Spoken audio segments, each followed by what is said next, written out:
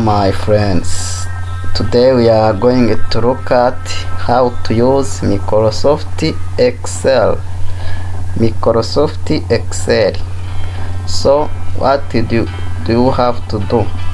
This is my computer home screen or desktop. So what I have to do is to click here on the start. For mine, this Windows menu is found at the top, so it is usually found here at the bottom of your screen. So I want to use Microsoft Excel or to open it. So I click here on the start Windows button or Windows key. Then I found my apps or programs that are found in my computer appears here, and then I move down this bar using left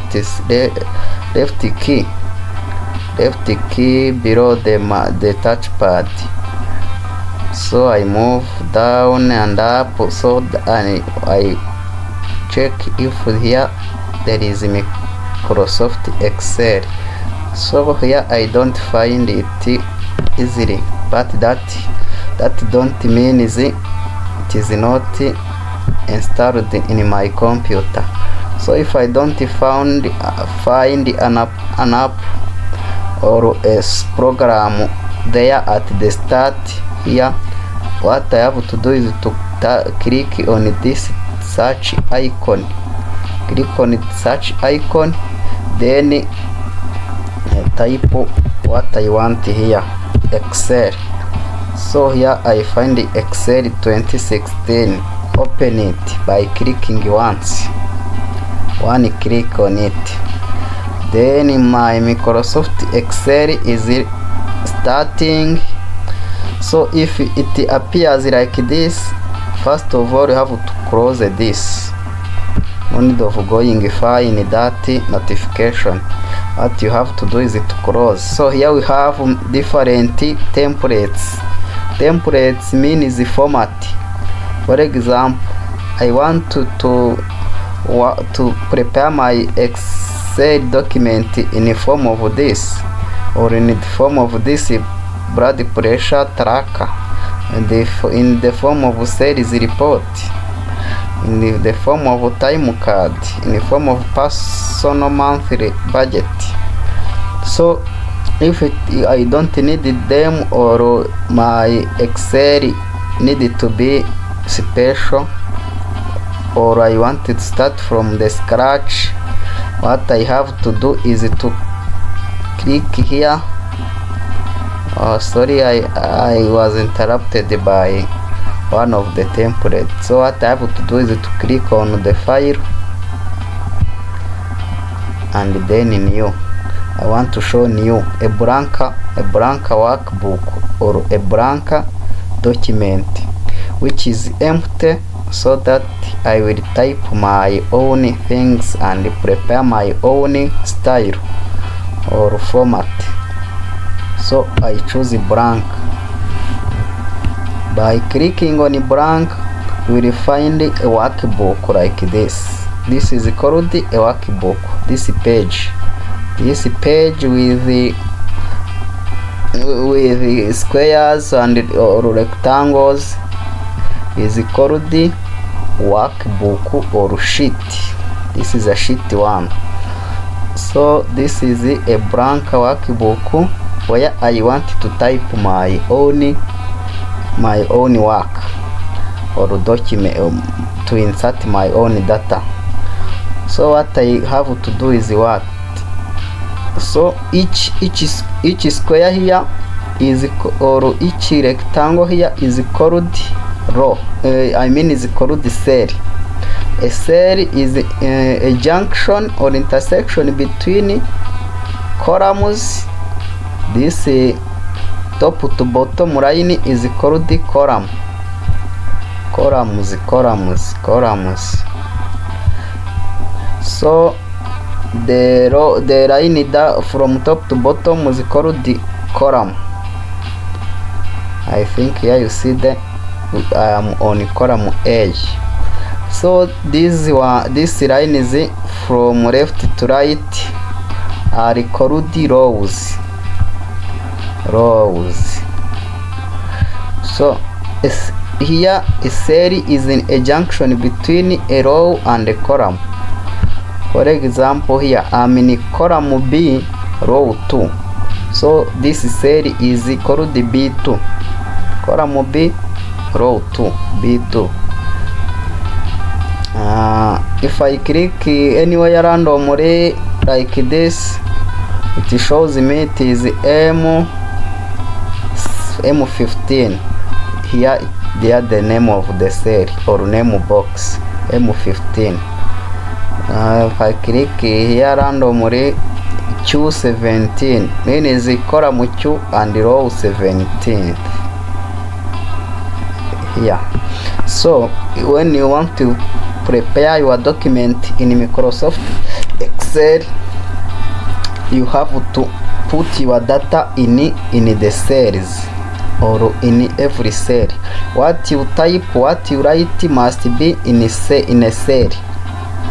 As we are going to see, a cell is not limited to this size. You can extend it, can increase the size of the cell, you can reduce the size, you can increase the top to bottom size of the cell and so on. So now I am going to start typing. For example, I may start with the name of my business. Let us say Tunga. Okay, my computer draining. Let's say it is Tunga Investment. Monthly report or monthly income. So this is my title, grand title or the major one. So I may select it and I may bold it and italic, as well as I may change font type by clicking here. Can change font type and choose any font type you want of your choice, depending of your choice. And also you can change the font size. Size means the size of your characters or your text size. So I increased the font size. So if this is my main title, you see that it is cross column C, but here I'm reaching column K. So this one took many columns. So this is how you may write a big title. So for example, if it is a monthly title, you can start with dates.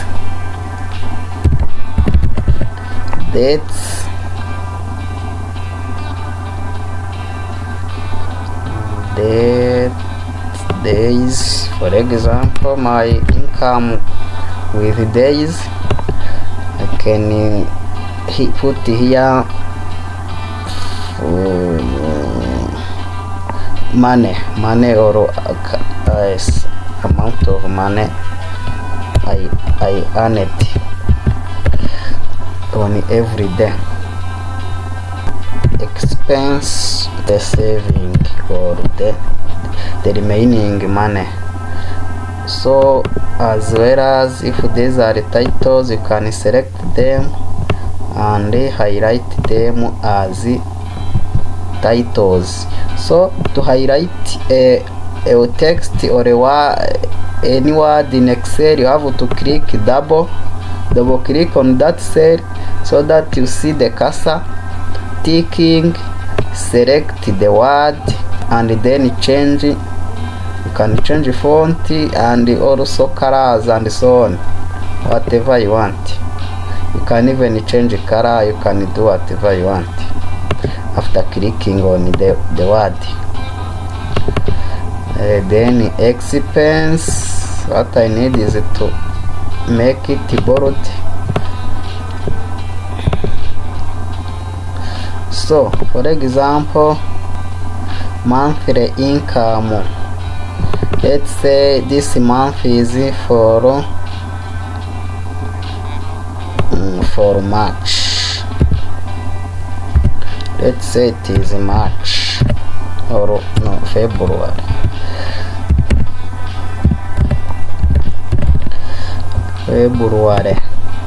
So here you start with date 1, 2, 3, 4.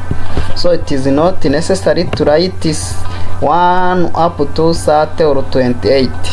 So you can do this, select 1 and 2 by this white cross, then you move down at the bottom on this big junction, this big edge.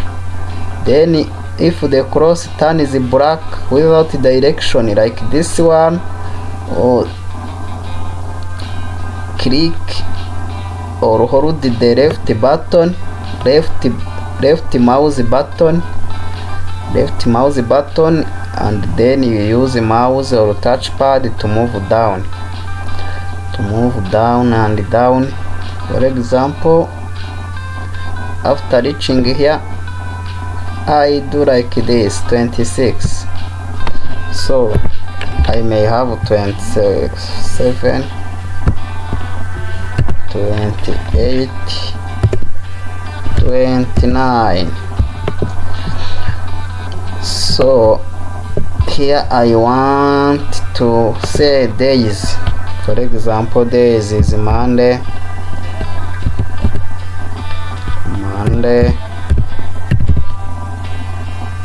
Click enter to go to the cell below and type Tuesday.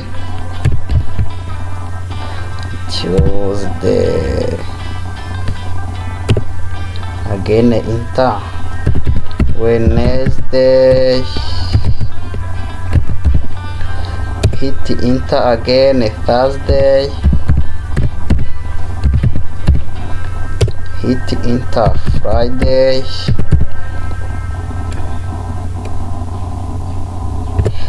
Hit enter. Saturday, if your business works also in weekend, and you have Sunday. So here we have Wednesday, which is longer than column D, means that it is extending over column D. So if I want to increase the column size so that all text be found in only column D, what I have to do is to click here at the top between column D and the next column. If the mouse turns like this, like a cross with the two directions, I select or I click on the left mouse key or the left key below the touchpad if you use a laptop, and then move to the right side in order to increase the size of my column D. If we want to decrease the column of the size of column D, you come again here at the top with the mouse as a white cross. If turn is black with the two directions, left and right, you hit the left key on the mouse and move to the left. Here you want to decrease the size. So here it is mixed. So all I want to do is to increase the size in order to have a clear report. So here I finished the writing Monday, Tuesday, Wednesday, and so on.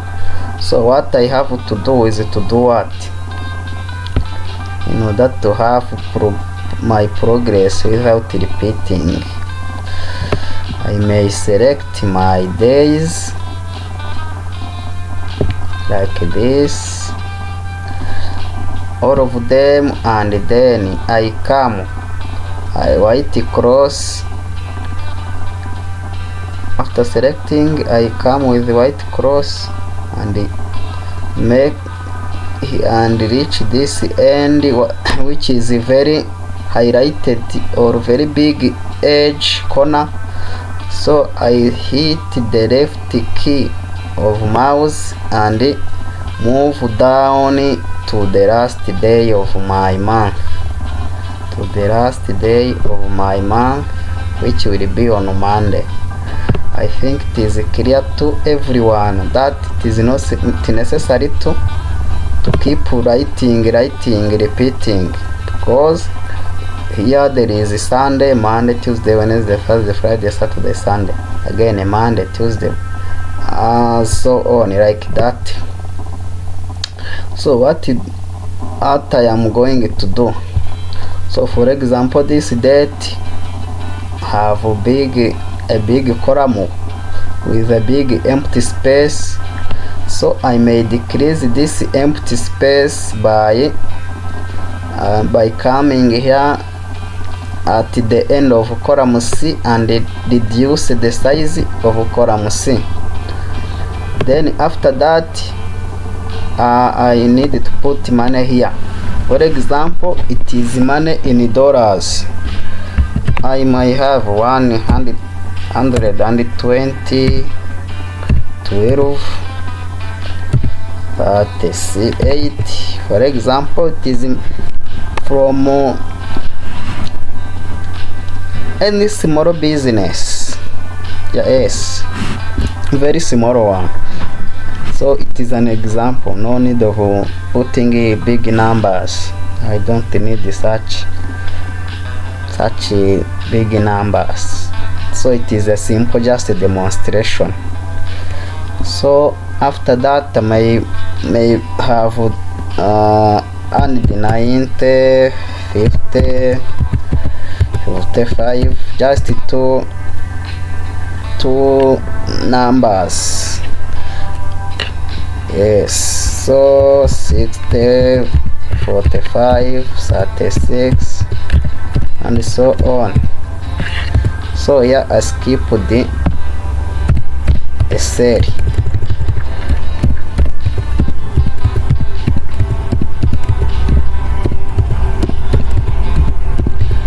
So suppose that my business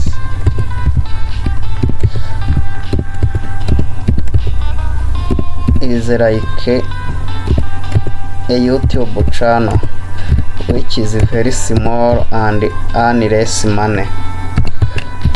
You can take it like that, or any other small business. So I mistakenly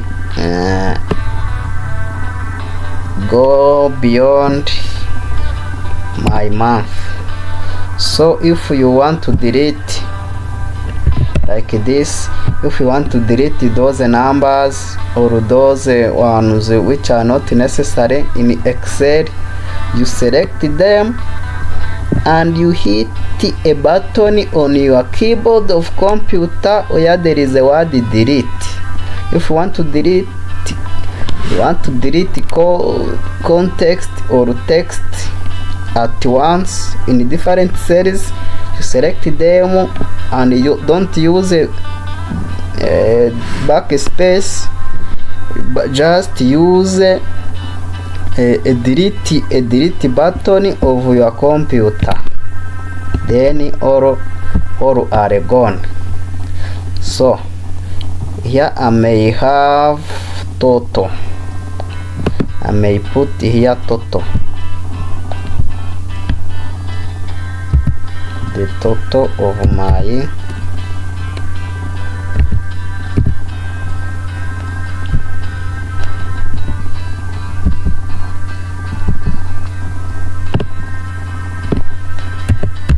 Let us make it big like this. Total income of this month. So here we are going to do summation. So when you want to add the to sum, or you want to add consecutive values or values which are on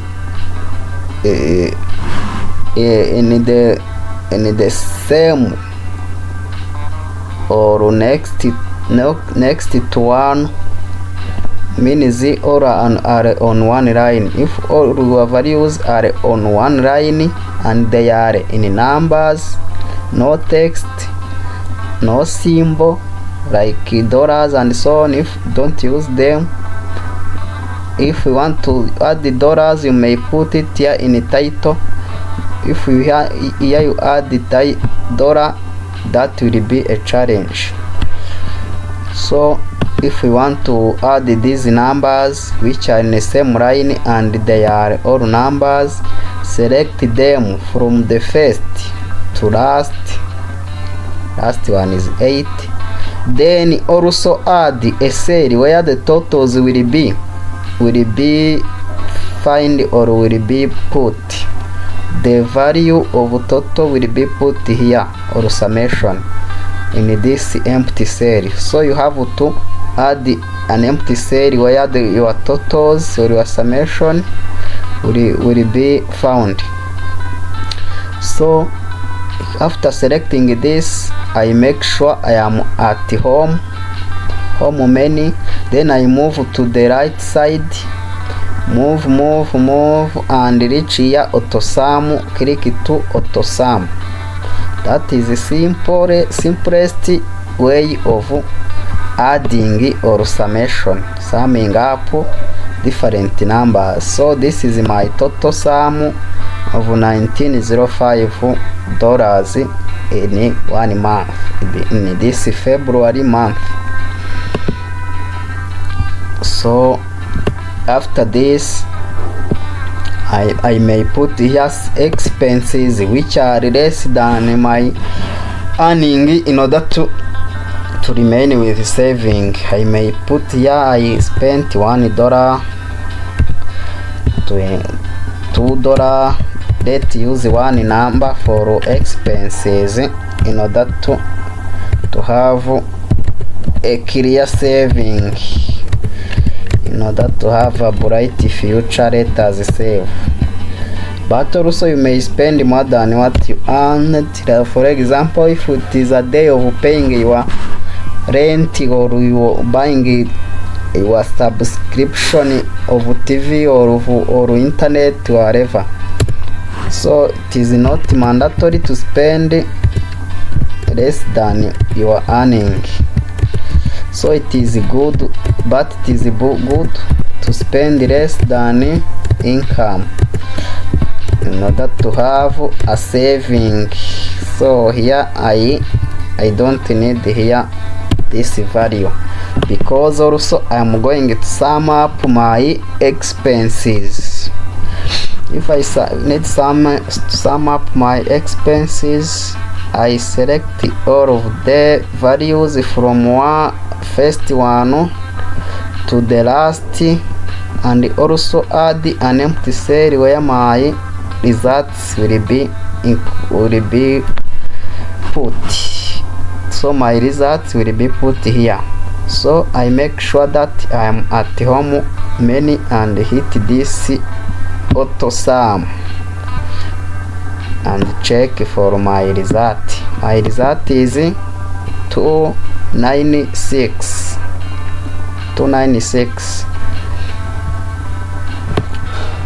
So we are going to see savings. So savings is what? Is income minus expenses. Then the remaining value will be saving, or the money I have, I remained with. So I am going to take this value minus this. So I click here in this cell and hit equal. After hitting equal, click on this. then type minus, then click on this. This means that it is a cell, it is a value in column E minus value in column F, E minus F. So this 6 is because I'm in row 6. Then after that I hit enter to remain with the value. So after doing one value or one formula, do not need to do that for everyone, not for every value. So the formula is equal, you click on this first value, you type minus, then click on this value and hit enter. So after that you find the first result, or you get this result. So you move the mouse to this bottom corner, which is highlighted with a big green square. After reaching here, you hold the left button for mouse and you move down to the last, also including totals, no problem. Totals also will be deducted. This one minus this will remain with 1609, means that my total revenue, or the money I have from this month, is $109 as my income. So let us see. The last thing is to do what? Is to put them here, to put my data in borders. Because if you go to print this data or this sheet, after printing on hard document or on papers, my document will be like is written in Word.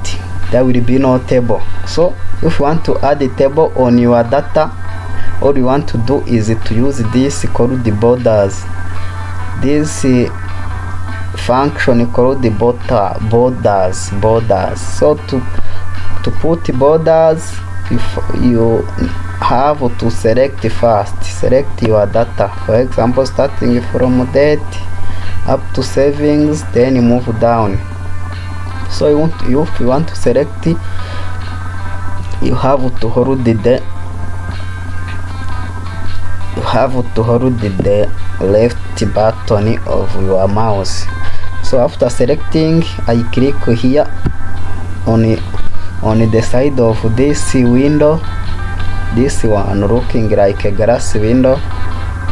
This icon, this I come to all borders. You may choose no border, right border only to the right side, left border only to the left side, bottom a line or at the bottom, or outside the border a line around your data or your values. But if I click on all borders, everything will be enclosed in a table like this. So you see the difference. That is the main difference. So the other thing I want to do, and the last one, is to set this title. To set this title for remaining. For example, if I reach here in the letter dates, if I reach here, there is no title. I don't see my main title, the month I'm working with. What is the month I'm working with? I don't see it. So what you want to do is to freeze the pen. Freeze the pen means you maintain the title all over your data. Even if after reaching the row, this is row 639, I may click here to move more bottom. For example, you are in row 100. Then how will you know your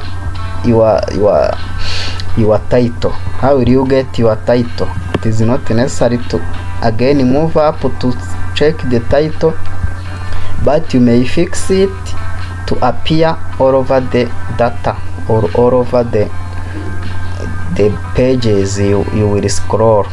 When you scroll down, you keep seeing the title. So how do we do that? You have to click on the row below your title.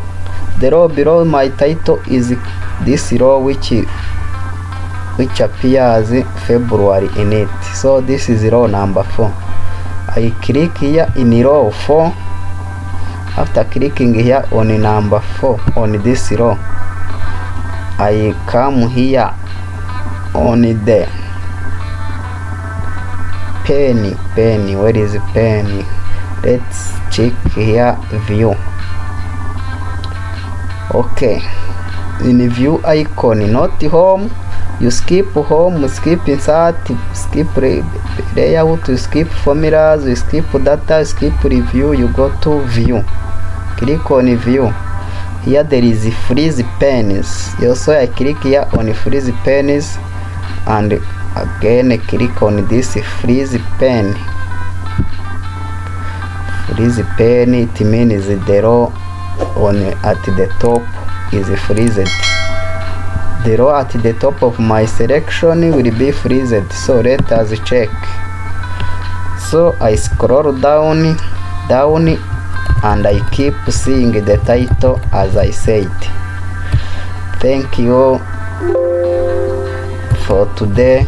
I think you found this one helpful, so consider to subscribe, follow and like my channel and my lessons and my work. Thank you. See you next time.